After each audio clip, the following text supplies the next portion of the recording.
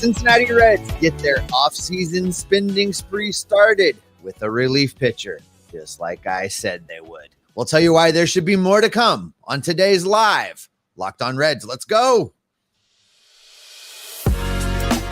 You are Locked On Reds, your daily Cincinnati Reds podcast, part of the Locked On Podcast Network, your team every day.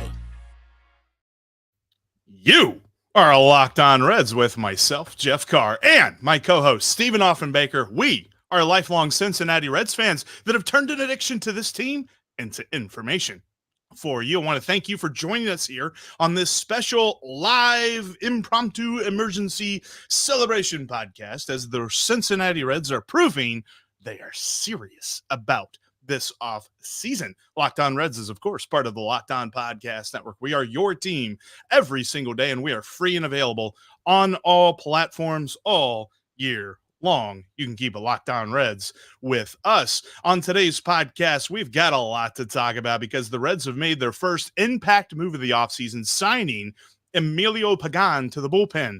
Also, how do the Reds best improve the outfield? Something we haven't talked about a lot, but something that the Reds do need to do. And what should be their next move this offseason? And could be a contract extension for one of their young phenoms be part of that plan? We're going to cover all of that here on today's Locked On Reds podcast. Thank you all so much for joining us today. And as you're in the comments section, appreciate you doing that. Want to ask you this: where does this put your confidence level in the offseason? How does this change some of your opinions of it? Because Steve and I have been telling you that the Reds are going to be busy this offseason, making impact moves, making major league signings. Emilio Pagan, the first in what should be a spending spree this hot stove season. I am so excited that I got one right. First of all, I'm going to say it again because I got one right. No, this is a great start. You know, when we were talking about offseason needs, Jeff, and everybody was in agreement what the offseason needs really were. It's right-handed outfielder, relief pitcher, and bolstering the starting rotation if possible, if you can get somebody better. We all agreed that those are things that need to be done. The order is the thing we all kind of differed on. And where I've been at this all along is upgrade that bullpen that's going to get used every day, that can support the young starting pitchers, and then you build from there. I love this. They went out and got a guy that's had some really, really good seasons. Now, not all great seasons, and we'll get into that, but he has had some really good numbers as of late. I think that putting him out there gives a little more stability to this bullpen. It may be your replacement for Buck Farmer. Now, they could still go sign Buck Farmer back, but Pagan is a right-handed pitcher. He's probably your Buck Farmer replacement, especially at the money that they're paying him, if the particulars that Ken Rosenthal is reporting are correct. So I feel like this is an upgrade over Buck Farmer. Let me start there, Jeff. I feel like bringing in Pagan gives you an arm that didn't get quite so abused last year, an arm that has had some success, and an arm that I think blends in nicely with what else you have out there in the bullpen right now. Yes, and I think we've buried the lead because Emilio! Okay, I had to get that out there. But yes, Emilio Pagan adding to the bullpen, I think, brings a lot of depth. Now, he is not a guy that I'm looking at that's going to be like, oh, this guy's pushing for save opportunities and Alexis Diaz needs to be sweating in his boots, all this other stuff. That's not going to happen. But he is a solid setup man. On the surface, you will see 69 and a third innings last year, 2.99 ERA, very nice, and a whip of 0.952, very nice. However, the things to be a little bit cautious about were some of the underlying numbers.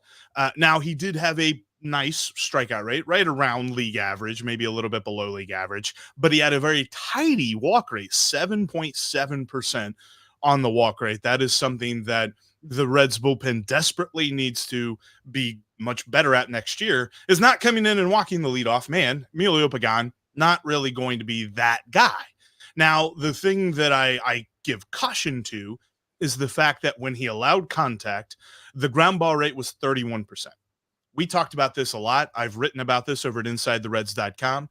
The Reds ground ball rate needs to improve, so he doesn't necessarily do that right away. Hopefully that's something he can kind of bring into his game. However, his career ground ball rate would say what he did last year is who he is. And he got lucky because you give up that much, fly ball. The fly ball rate there is over 50%.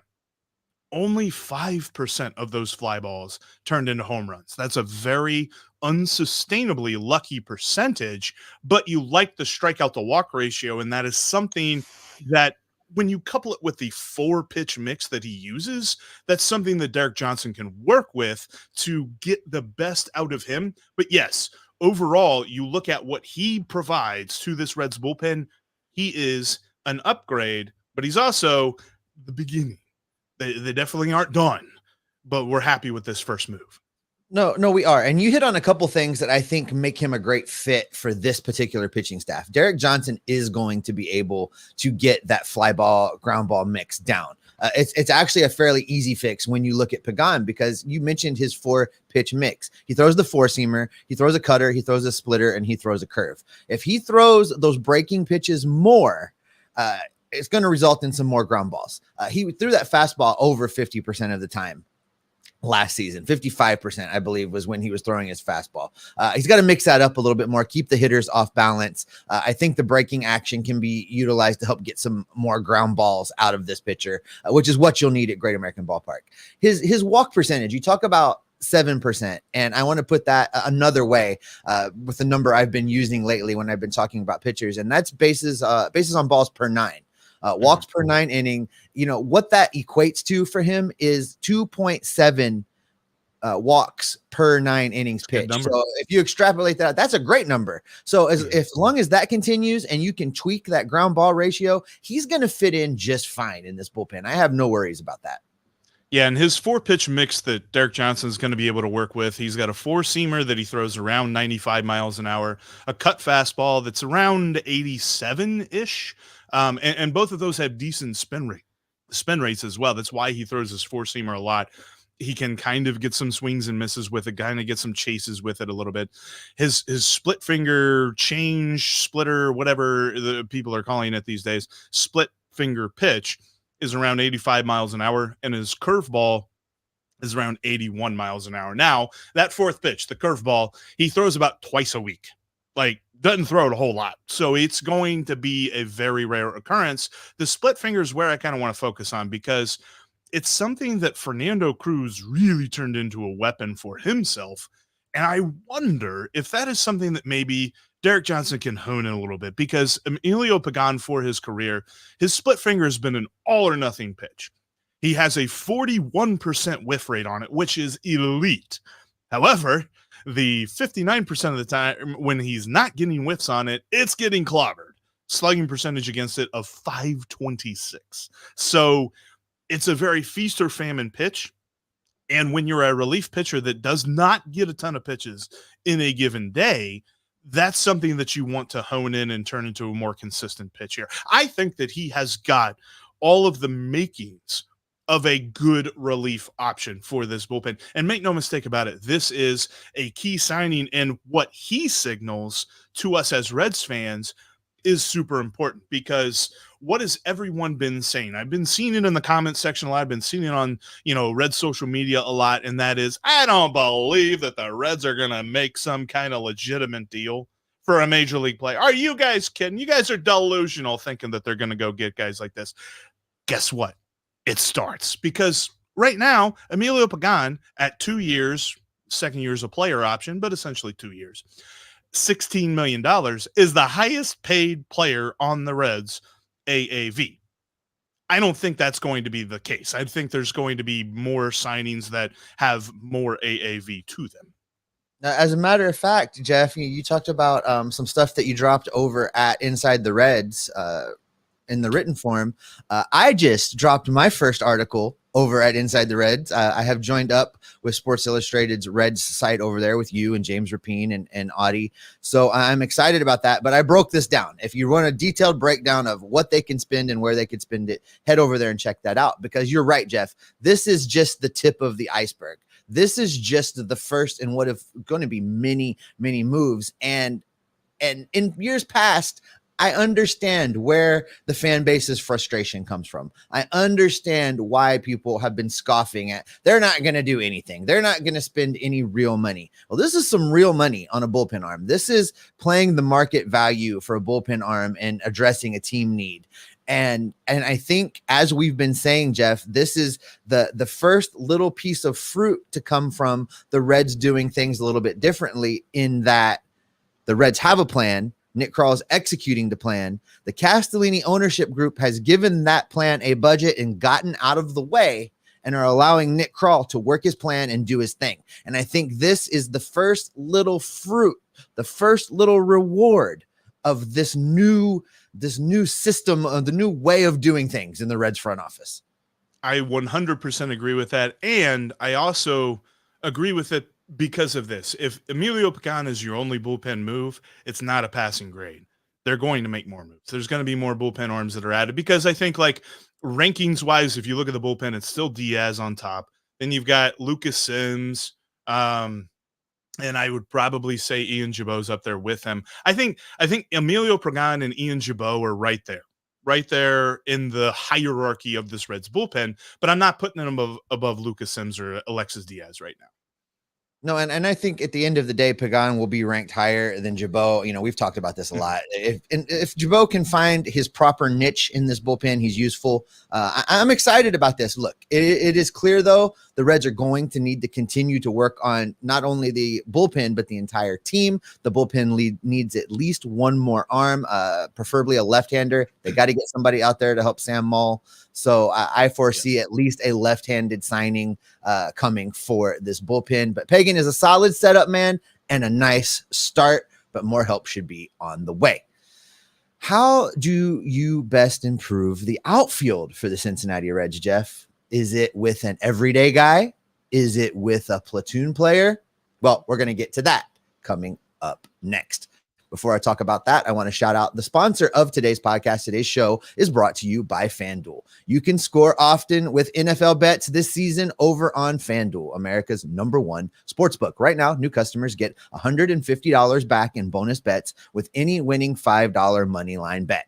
That's $150 in bonus bets if your team wins. If you've been thinking about joining FanDuel, there is no better time to get in on the action than right now. The app is easy to use. There's a wide range of betting options, including spreads, player props, over-unders. Jeff took an under yesterday. I mean, that should have been the breaking news. We should have gone live then when Jeff took an under, but he took an under. There's so many options, so many ways to play over at FanDuel. You can also combine prop bets on single games into single game parlays for even more fun. FanDuel has the Reds right now at 20-1 odds to win the National League next year. Not sure if the signing of Pagan is going to move that very much by himself, but things are going to start moving. So if you want to get in on some of the Reds action, you should do it now. Visit FanDuel.com/lockedon to start turning your sports knowledge into cash today. FanDuel is an official partner of the National Football League and the official sportsbook of Locked On. Locked On has launched the first ever national sports 24/7 streaming channel right here on YouTube. Locked On Sports Today is here for you 24/7, covering top sports stories of the day with local experts of the Locked On network, plus the national shows covering every league. Go to Locked On Sports Today on YouTube and subscribe to the first ever national sports 24/7 streaming YouTube channel. All right, Jeff, coming up on our next show, we're going to be live again. It'll be another Aloha Friday live. We're going to get a lot more reaction from this signing. Maybe there'll be another signing. We'll kind of talk about Reds Fest. We're going to talk about all kinds of things. We'll also be discussing Hunter Green's 2023 and what it means for his future. We're going to be dissecting all of the rumors and the reports. That's going to be a fun live show. I kind of can't wait to do that. I love these live shows, but let's dive back into this one. Outfield help. We both agree they need it. The question is, does it have to be an everydayer, or could they go get a platoon bat? This is an interesting question, and I wrote about this as well over at InsideTheReds.com a few days ago, and it's something that everydayers of this podcast will know that we have discussed at length. And the biggest thing for me is deciding between an everydayer and a platoon player really depends on how much the Reds trust the lefties that they currently have. Because let's break it down this way. The outfield is going to have Spencer Steer playing left field most of the time. Now, we're hoping that he improves defensively in that spot, knowing that he's going to play that position for the most part, most of the season. You want to get his bat in the lineup, though, and he's probably not going to break into the infield with the guys that the Reds will have next season. So you're definitely playing him in left field. So that means you got two spots. You got Jake Fraley, TJ Friedl, and Will Benson already, who all of those guys have shown they bring lots of value to this team when they're in the lineup. Plus, you're going to have Jonathan India at the DH spot for a decent amount of time, depending on, who's starting on the infield and all that good stuff. So you really still just have two spots for those three guys.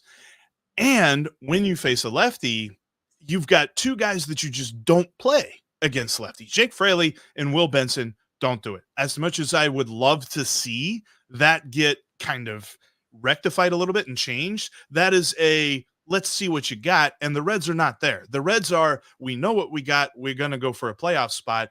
And the way that we run our roster is we minimize the amount of times that a hitter is kind of at a disadvantage. And it's very clear that Will Benson and Jake Fraley are at disadvantages against left-handed pitching. So with that being said, that's kind of the setting the stage for, would you rather have an everyday outfielder or would you rather have a platoon player?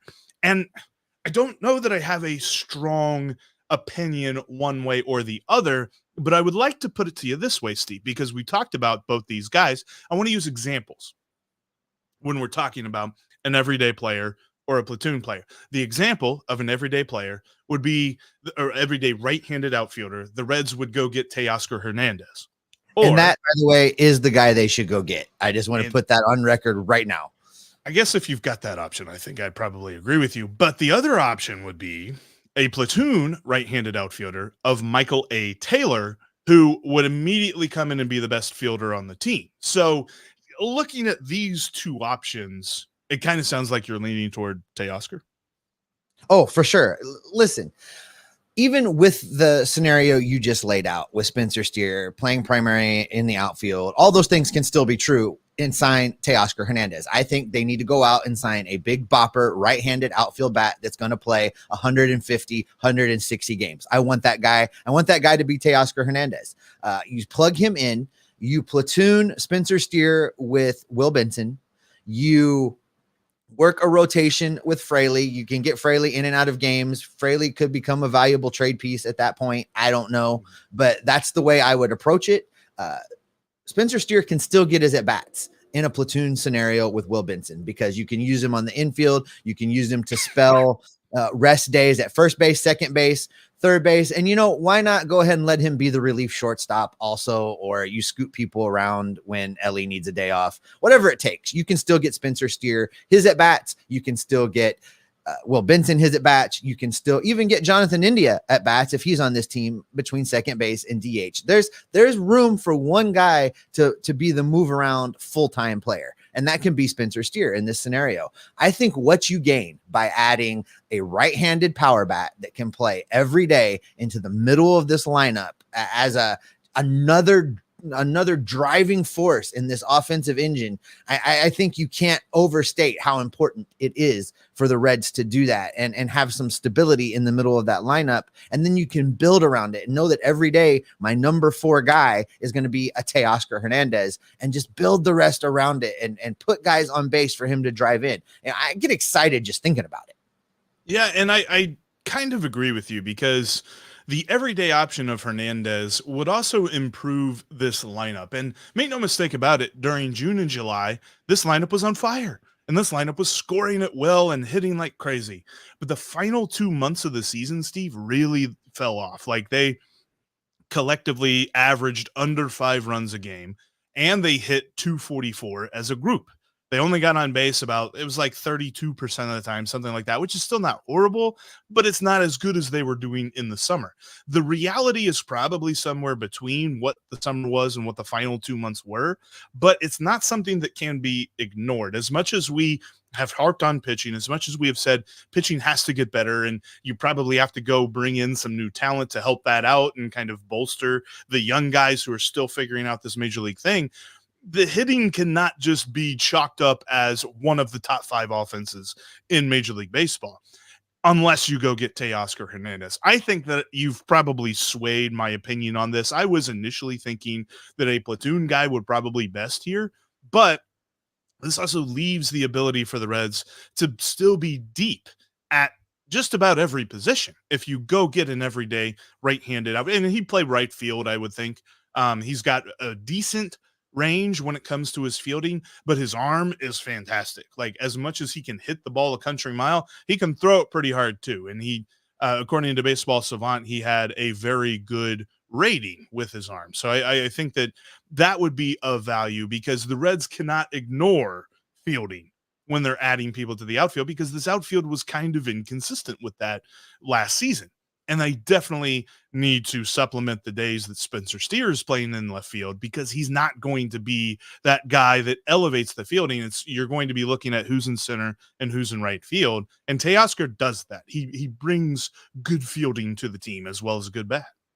And one other reason that I would like for them to get an everyday player versus creating multiple platoon situations is, and I'm just going to shoot straight here, Jeff. Getting a full-time player would limit David Bell's ability to somehow get Jose Barrero in every single game, every single time. He finds that middle infielder that he loves, and he plays them no matter what. And yeah. I don't want that to be Jose Barrero. There is some use for Barrero as the last guy on the bench, I guess, but a full-time signing, 150, 160 game outfielder, limits a little bit of how often Bell's going to be able to, play with his little tinker toys and get Jose Barrero in games. So that's probably the best reason to go out and sign a full-time everyday outfielder.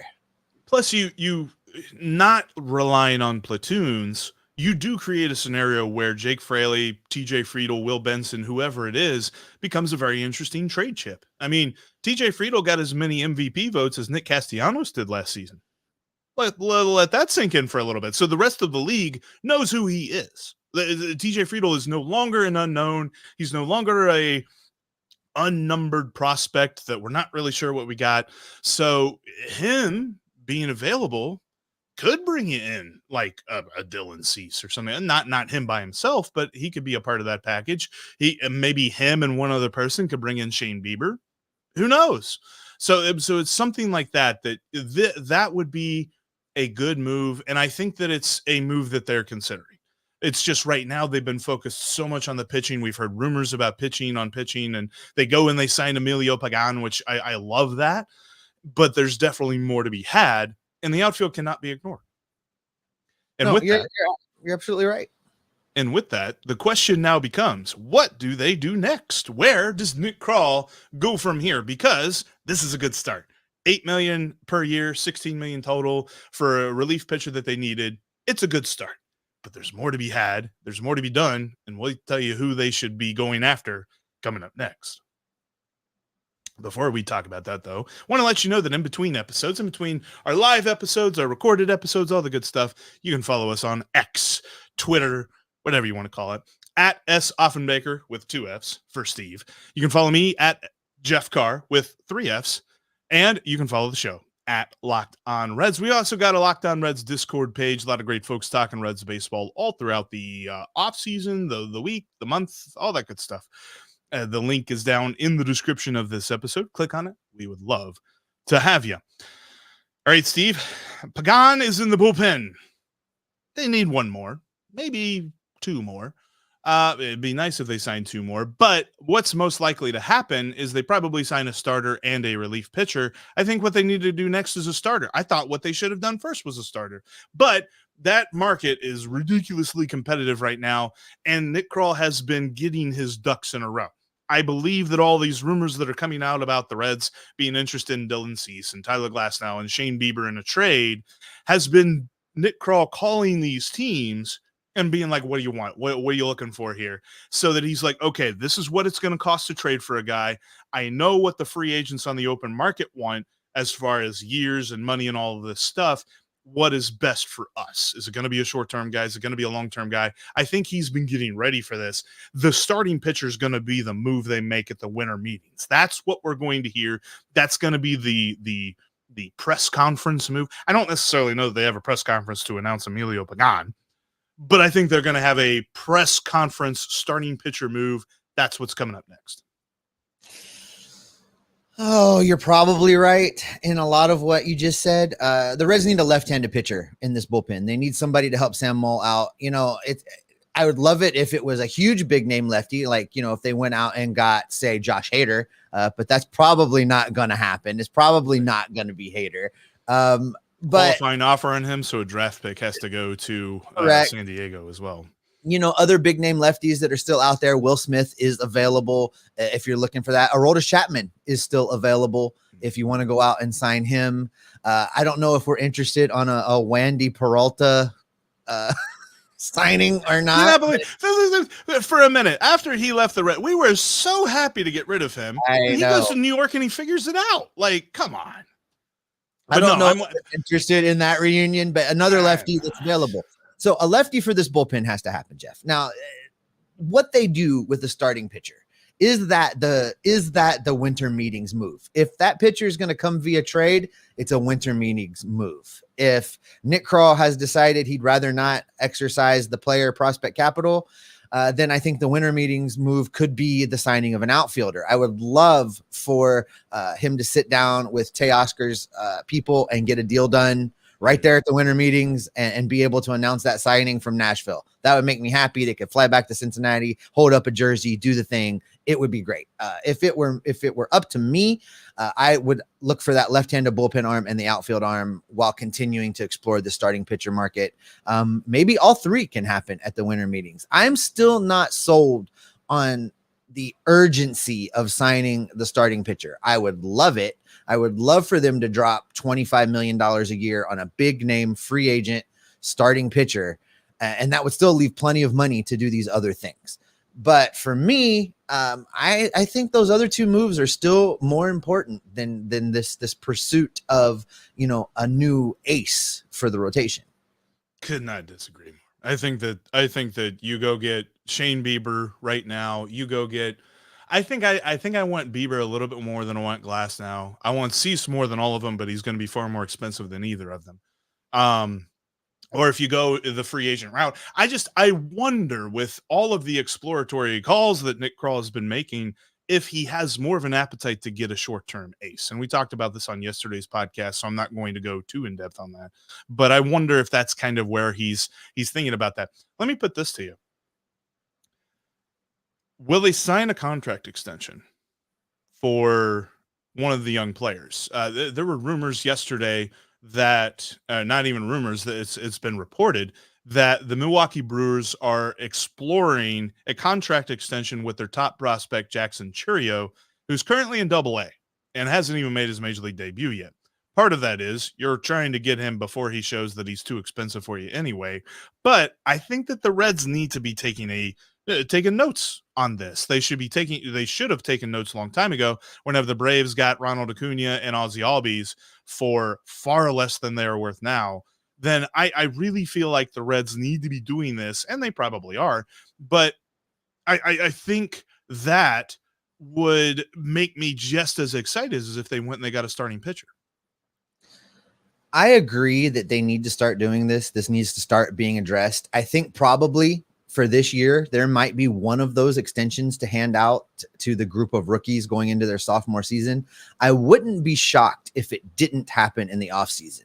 I could see it being a, midway point all-star break kind of a deal, and basically going to whichever of the rookies goes out and earns it in the first half of the sophomore season. Is it Ellie? Is Boris going to be willing to let Ellie sign a Hunter Green type contract? Maybe.